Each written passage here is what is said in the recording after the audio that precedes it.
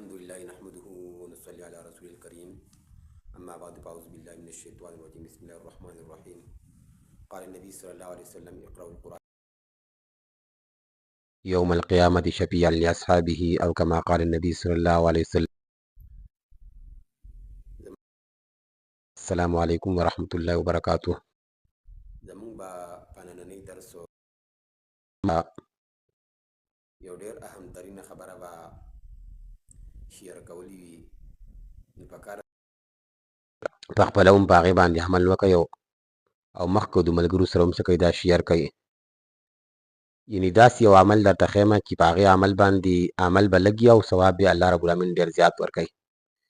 لکه عمل به لږ کېږي او نیکي به لږه کېږي، خو لیکن ثوابونه به الله رب العالمین د هغې ډېر زیات ورکوي. اوس دا کم عمل دی چې د هغې په وجه باندې الله رب العالمین دومره د انسان دپاره دومره ثوابونه ورکوي چې د هغې شمېر ډېر سوا دی.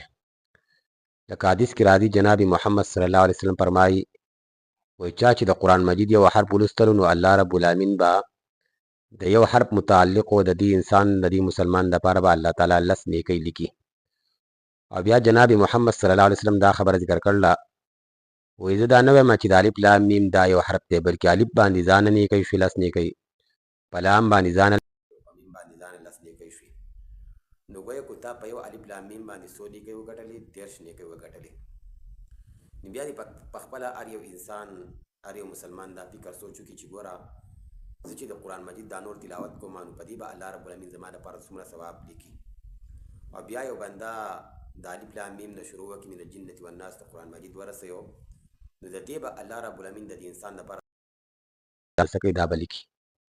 نو پکار ده چې موږ د قرآن مجید تلاوت په شوق باندې وکړو او ښه د زړه په اخلاص باندې وکړو او په توجه باندې د قرآن مجید تلاوت وکړو. انشاءالله تعالی الله رب العالمین به موږ له د دې په وجه باندې څه کوي، د دې په وجه باندې به الله تعالی زموږ دپاره د ثوابونو غرونه به الله رب العالمین زموږ دپاره څه کوي دا به قایم کړي او دا به الله رب العالمین زموږ دپاره په عملنامه کې څه کوي دا ولیکي. نو پکار ده چې زما دا کوم حدیث چې ما ولوستلو دا باندې په خپله هم عمل وکړئ او د مخکې ملګرو سره هم څه کوي دا شیر کړئ چې تاسو ته په دې باندې هم څه کېږي فایده میلاو شي. واخر دعوانا ان الحمد لله رب العالمین.